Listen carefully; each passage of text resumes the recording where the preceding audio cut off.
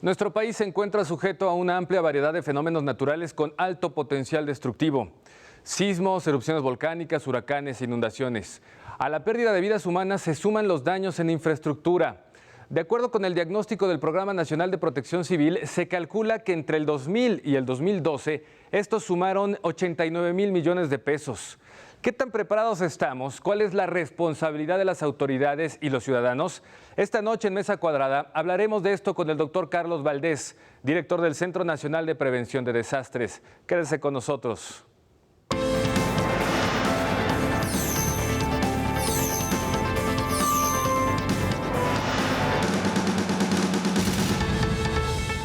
Gracias, ¿qué tal? Muy buenas noches. Doctor Carlos Valdés, director nacional del CENAPRED, bienvenido a Mesa Cuadrada. Muchas gracias. Doctor Oliva. ¿Qué tal? Gracias, Gabriel. Gusto me acompañas. Igualmente, doctor Luis Carlos Ugalde. Hola, Gabriel. Buenas noches. Y Pepe Ureña, como cada semana. Buenas noches. Doctor Carlos Valdés, de acuerdo con el CENAPRED y datos de este importante centro que tiene el país, que surge a raíz de los sismos del 85, del año 2000 al año 2012 aproximadamente se registraron 163 eventos naturales en toda la República Mexicana. El número de víctimas, de personas que perdieron la vida, fue aproximadamente 2,300. Población afectada, 18 millones. Y bueno, pues los daños materiales, hablábamos en la introducción, más de 97,000 millones de pesos. Esto nos habla de la importancia de estar preparados y de contar con una instancia como el CENAPRED. Es correcto, las cifras son importantes. Simplemente si recordamos estas tormentas tropicales, Manuel e Ingrid, tuvieron una repercusión en cerca de 18 estados del país y el costo de la atención de la emergencia fue cerca de 45,000 millones de pesos. El poder abonarle a la prevención, el invertir en ese lugar, lo que va a hacer es reducir el efecto que tienen estos fenómenos. No podemos detener los ciclones, no podemos detener los huracanes, no podemos predecir los sismos, pero lo que sí podemos hacer es mitigar los efectos que ellos tienen. Y claramente al hacerlo, salvaguardamos las vidas y también le ahorramos al país. Creo que ese dinero puede ser bien utilizado en otras tareas necesarias. Un monto como ese es aproximadamente 1.2 años el costo que tiene la UNAM. Se podrían comprar 90,000 camionetas pick-up, se podrían hacer 45 hospitales con un costo de 1,000 millones de pesos cada uno de primer orden. Entonces, si lo vemos, la inversión en la prevención y en la protección, le estaremos también ahorrando al país. Claro, sí, gracias, Gabriel. Sí, el tema de la prevención, desde luego que es probablemente una inversión que en algunos casos pudiera ser un poco o resultar un tanto fuera de contexto y sin embargo al final del día se convierte en algo fundamental, no solo por un asunto de dinero, sino para preservar la vida de muchos connacionales. Estaba pensando, por ejemplo, en el caso de Rusia, tienen un ministerio que se llama así, el Ministerio de las Emergencias, que incluso cuenta hasta con tropas propias, etcétera, porque el tema de la prevención ante los desastres naturales, pues conforme va deteriorándose el ambiente natural por el cambio climático, pues me parece que también en el caso del CONAPRED, no sé si estén planteándose estas variables, bueno, y tú como doctor en geofísica, pues evidentemente supongo que también estos aspectos terminan por ser incorporados, digamos, en las tareas de prevención. Sí, es correcto. Un punto importante aquí es los efectos del cambio climático. Hace 10 años todavía se discutía si existía y si era válido hablar de un cambio climático. Hoy una de las resoluciones es que sí hay un cambio climático, que sí afecta, y cuando nosotros vemos la ubicación del país nos damos cuenta que tenemos actividad hidrometeorológica severa tanto del lado del Golfo de México, del mar del Atlántico y del Pacífico, y que estamos expuestos a aproximadamente 85% de las tormentas o ciclones tropicales que se generen. Esto tiene que ver con el cambio climático, y el cambio climático tiene que ver con el efecto de gas invernadero y la quema de elementos fósiles, y aunque México no produce mucho, las consecuencias sí las estamos pagando. Y en lugar de estar reclamando que dejen de estar quemando combustibles fósiles, pues lo que ha hecho el país es enfrentar estos retos, que son si vamos a tener nosotros mayor número de tormentas o de huracanes, y si vamos a tener los efectos inundaciones, deslizamientos de laderas, pues prevenirlos. Y esa es una de las acciones que se está tratando de ver, y de nuevo tiene que ver con un proceso de identificación del fenómeno, la vulnerabilidad a la que está expuesta la gente. A veces cuando vemos las laderas y en las laderas se han asentado las personas y han deforestado la ladera, se convierte en un riesgo. Y claro, la gente dice, bueno, ¿y por qué no los quitan de ahí? ¿Y por qué deforestaron? Tenemos que ver entonces nosotros que pues esa es la forma de subsistir de esta gente y tenemos que manejar una alternativa. Mientras no les demos una alternativa, ese es su modo de vivir y estas son condiciones importantes en los estados de la costa, Oaxaca, Guerrero y Chiapas, y es ahí a través de estar hablando con la gente, de estar informando, de estarles dando las herramientas para que ellos puedan ver, si se acuerdan bien del caso de La Pintada, un caso catastrófico en Guerrero, en las tormentas de Ingrid y Manuel, cuáles son los precursores de estos grandes deslizamientos, porque entonces ellos pueden observar lo que está pasando y de primera manera ponerse a salvo.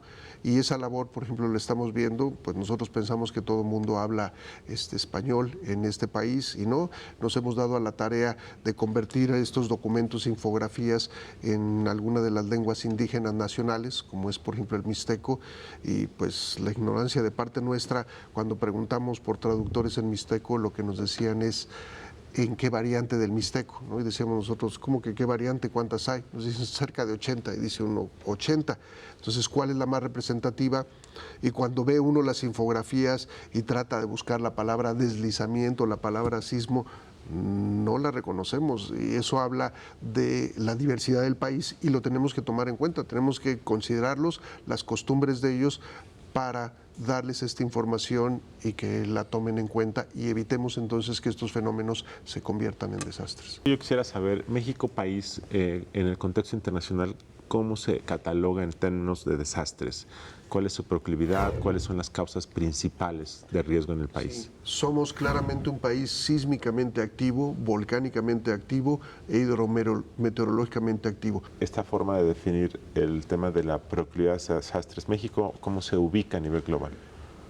Es un país afectado por estos fenómenos. El más crítico y el que cambia la percepción es el sismo del 85, pero ya había habido San Juanico, ya había habido la erupción del volcán Chichón, que eran temas para que hubieran llamado la atención y comenzara a actuar el gobierno. Si tú colocas a México en un diagrama de bajo a alto impacto en temas de desastres, ¿cuál es nuestro nivel? Sería intermedio. Hacemos una pausa, regresamos y continuamos con esta interesante plática que me parece es trascendente para generar la conciencia en la población sobre el tema de la protección civil y las acciones preventivas. Regresamos.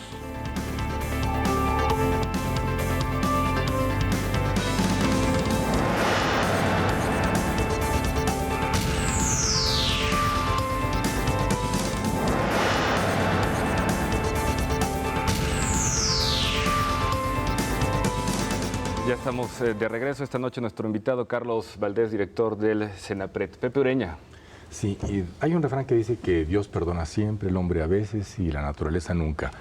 ¿Cuánta conciencia hay para enfrentar los desastres naturales en México? Yo creo que no hemos llegado al punto de una conciencia suficiente, porque estos eventos, en la parte de la gente, el ejemplo más claro es el sismo, la gente trata de olvidar, son recuerdos importantes, son recuerdos críticos, y a los pocos años del sismo, cuando preguntaba uno a las personas si ya estábamos mejor preparados, si habían llevado a cabo ciertos planes, la respuesta es: yo no quiero saber de sismos. Creo que ahora, a 30 años, es un paso de tiempo importante. Hay una nueva generación, todos aquellos jóvenes, niños con menos de 30 años, es una cifra importante y no les ha tocado vivir un evento como el del 85. Cuando los mayores hablan de los sismos, nos ven como ya un tabú, ya están hablando otra vez de la parte de sismos, y a través de una serie de actos que se han llevado a cabo, lo que se trata es de mejorar la conciencia. Por ejemplo, en el mural que se coloca sobre Paseo de la Reforma, en las rejas de Chapultepec, hay una gran cantidad de fotografías que muestran edificios importantes caídos, en donde lo que se trata es que la gente los vea, que los jóvenes vean que eso sí sucedió en el país y que entonces se tome conciencia.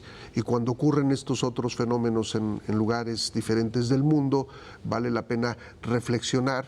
A veces desaprovechamos la oportunidad de ver lo que pasó en Japón, lo que pasó en Chile y decir, para que esto no ocurra en México, nosotros debemos de tomar estas acciones, debemos estar prevenidos, debemos de saber en dónde vivimos, a qué tipo de fenómeno estamos expuestos. Habrá lugares en donde el riesgo volcánico es importante, el riesgo sísmico es importante, el riesgo hidrometeorológico también.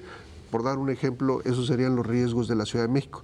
De los volcanes, la caída importante de ceniza del volcán Popocatépetl en esta ciudad, mezclada con lluvias importantes como las que hemos estado teniendo, arrastra la ceniza, se la lleva al drenaje y sabemos que las condiciones del drenaje cada vez son más complicadas por el hundimiento de la ciudad. Y si nos quedamos sin drenaje sería un desastre. Dicen, ¿y por qué? Bueno, voy al baño, le abro al lavadero y el agua no se va, le abro a la tina y el agua no se va. Entonces, ¿qué hacemos? Ya no puedo utilizar estos servicios porque el agua a la que estamos acostumbrados a que se vaya por la cañería y por el drenaje no funciona. Tenemos una ciudad en donde sobrevuelan, hay entre 900 aterrizajes y despegues al día en el Aeropuerto Internacional de la Ciudad de México, y el efecto que pueden tener la ceniza en turbinas de aviones son muy delicados, son muy complicados, y estos aviones sobrevolando la ciudad es un riesgo importante. Los sismos es una evidencia muy clara. La ciudad era un lago, nosotros la modificamos y quiere regresar a ser un lago. Además, hemos impermeabilizado toda la zona. Anteriormente llovía, el agua se filtraba, se recargaban los acuíferos, pero pavimentando en todos los lugares y teniendo construcciones, lo que hemos hecho es colocar un impermeable. Entonces tenemos estos torrentes de agua que bajan a los puntos más bajos y saturan los sistemas de drenaje. Claro. Doctor. Sí, yo quisiera hablar sobre el tema de la relación entre los desastres naturales o antropogenéticos y la seguridad nacional. Me parece que una buena o mala gestión de un desastre puede generar un conflicto social o un conflicto político de magnitud.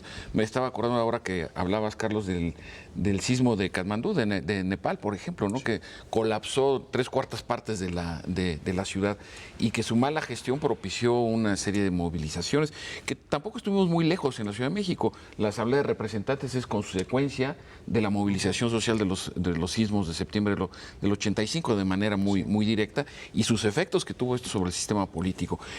Desde tu perspectiva y en esta misma línea de reflexiones críticas, digamos, críticas no por criticar, sino ante situaciones críticas, esta relación entre desastres, sean naturales o no, generados o no por la mano del hombre, ¿qué tan preparados estamos para que estos no involucionen, porque yo no creo que sea algo positivo, involucionen en una situación crítica de conflicto social, como ha pasado en varias partes del mundo, ¿no? Incluso hasta en el caso de Fukushima, ¿no? Todo lo que se tardaron en reabrir las plantas termoeléctricas. Entonces, ¿cómo ves tú esta situación? Sí, primero una aclaración. Los desastres no son naturales, los fenómenos son naturales. En el desastre interviene de alguna forma el ser humano.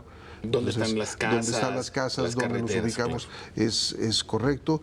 Y sí, llegan al ser afectada la gente directamente, y porque cuando lo vemos estos fenómenos, un sismo no respeta estados, no respeta municipios, no respeta partidos, le irá bien a quien esté preparado.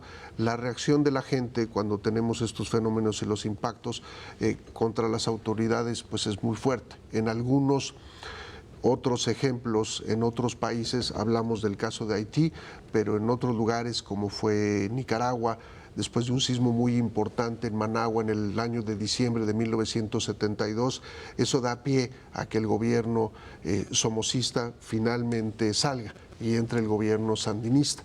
En el caso de Perú, ni siquiera hubo un fenómeno, fue una predicción sísmica por un investigador de Estados Unidos que llegó y dijo aquí va a ocurrir, y dio una fecha, un día y la magnitud de un sismo. La gente lo creyó, las inversiones se detuvieron, esto lo hizo un año y medio antes, nadie invirtió en el país, la gente que tenía recursos lo sacó, el turismo no llegó, y esto generó una crisis económica en donde Sendero Luminoso finalmente entra y toma parte del gobierno. Entonces son elementos importantes los que hay que considerar, porque el efecto que tienen es como su nombre lo dice, puede ser devastador, y alguien que tiene poco, como son las condiciones a veces precarias de algunas viviendas en zonas importantes, en algunos de los estados más vulnerables, cuando pierden su casa, pierden todo y el reclamo es mayor, ¿no? Se acabó todo y entonces van contra el gobierno y exigen todo lo que se requiere. Por eso esta parte de la prevención, de la corresponsabilidad, no todo lo tiene que hacer el gobierno. Cuando hablamos de edificios que están construidos actualmente y que son precarios y va y se le reclama al gobierno actual, el gobierno actual dice, yo no lo construí, yo no di el permiso, pero por ejemplo lo que sí podían hacer los gobiernos locales es, yo te consigo un crédito muy barato para que fortalezcas tu edificación, va en ventaja tu patrimonio y también en ventaja mía porque no tengo que atender una situación de crisis. Entonces debemos de entender y ser corresponsables. Los daños en el 85 no se tenía considerado un sismo tan grande, y un sismo tan grande de 8.1, el efecto que tenía es un sismo que tiene una duración grande.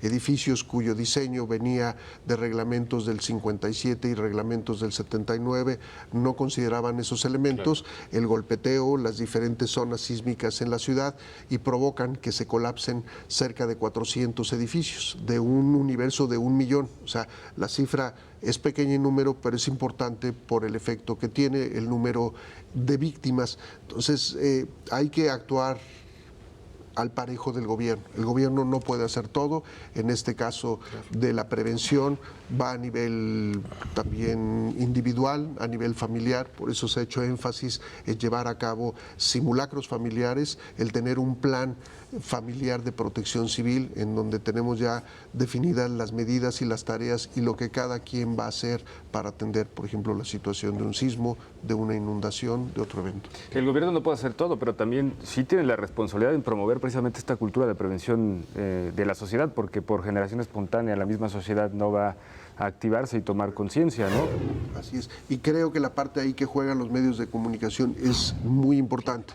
La forma de llegar masivamente a las sociedades a través de estos medios de comunicación, y hay muchas posibilidades de hacerlo. Pues hay gente que ve constantemente telenovelas, ¿por qué no incluir el tema de la telenovela, no? La parte de un sismo en donde se vea la actuación, podemos involucrar hasta escenas de amor, el que se encuentra y desencuentra, todo eso para que sea rutinario y constante. El llevar a cabo simulacros frecuentes va creando en nosotros una conciencia de la prevención, y esto no solo queda acotado a estos fenómenos, sino el ser prevenido pues implicará ser prevenido en la parte económica, en la parte política. Si bien en elecciones el ser prevenido es me preparo, conozco mis candidatos, todo esto modifica la forma de pensar del mexicano. A veces actuamos al último minuto y al último segundo. Si cambiamos esa mentalidad va a ser para el bien de muchas otras acciones. Muy bien, doctor, hacemos una segunda pausa y regresamos a Mesa Cuadrada. Estamos hablando con el doctor Carlos Valdés, director general del Centro Nacional de Prevención de Desastres.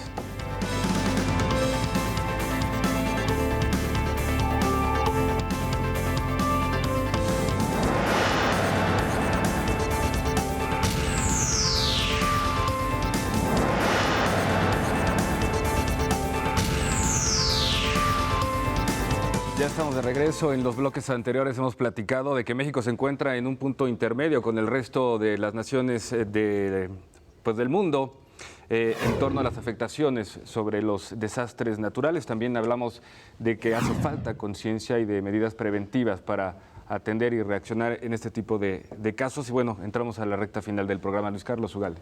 ¿Qué se está haciendo ahora en este tema? ¿Hay algo diferente que está haciendo el gobierno? ¿Se está mejorando? ¿Es como siempre? ¿Qué hay ahora? Se va mejorando. Una de las herramientas que utilizamos nosotros es, por ejemplo, el Atlas Nacional de Riesgos, que permite identificar estos fenómenos y el impacto que tienen en estructura, en población, y esto se va transformando y se busca en convertirlo en políticas públicas. ¿Antes no había Atlas? Eran Atlas estatales, ¿Desde eran cuándo hay Atlas Atlas? en papel. Esto tiene originándose cerca de 10 años. Y O sea, no es algo de este gobierno. No es algo de este gobierno, pero en este gobierno se le ha dado un impulso mucho mayor y utilizarlo como una herramienta, además abierta. Anteriormente anteriormente había que tener una clave especial, un acceso especial, y ahora cualquier persona que entre a la página del Senapred puede tener acceso. ¿Qué más hay? Tenemos nosotros la Escuela Nacional de Protección Civil, que tiene la carrera de técnico básico en gestión integral de riesgo, es un nombre más elegante para hablar de protección civil. Esta carrera de técnico básico inició el 19 de septiembre del año pasado.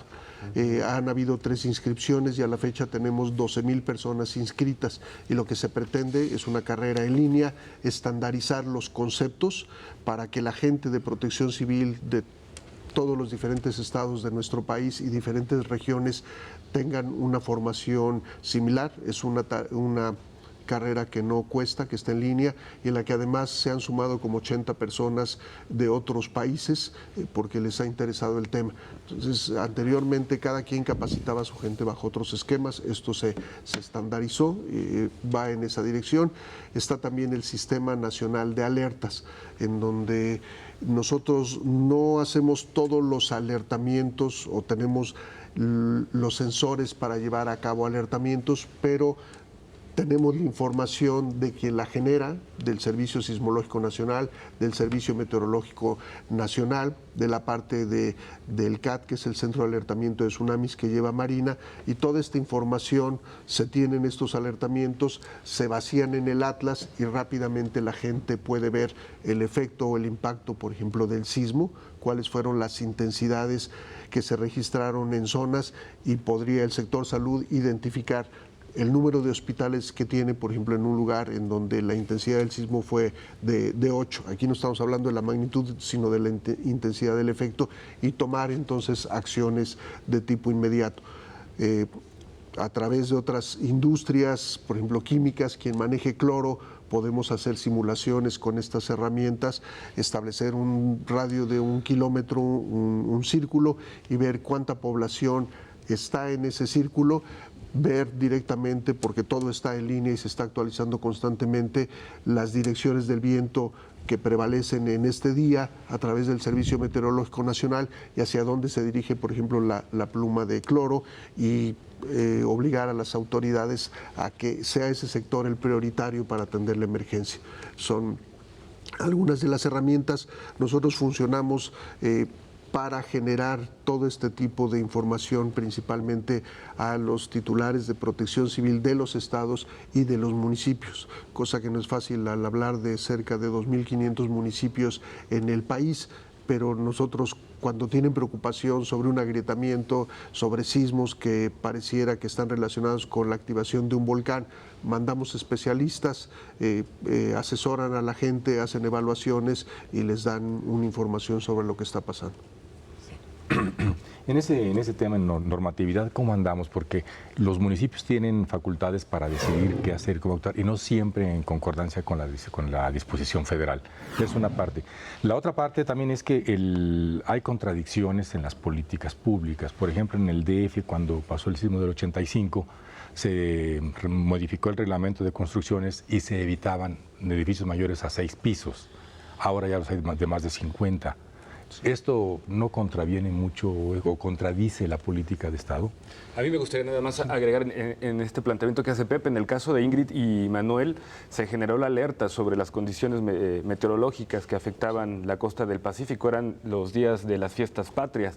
Es decir, se tuvo el tiempo suficiente para hacer las evacuaciones necesarias y, sin embargo, no sucedieron, porque eso entra en el ámbito de los estados y de los municipios. Adelante, sí. Esta es una parte muy importante. El gobierno federal puede establecer estas recomendaciones, tiene una ley de protección civil a nivel federal, y nosotros no podemos obligarla a los estados ni a los municipios. Podemos sugerir el adaptarla y el adecuarlo a esas necesidades. En efecto, estos alertamientos también se les pasa a ellos la información, pero son ellos los que toman control de la situación y deciden qué es lo que tienen que hacer y cómo atender a la población.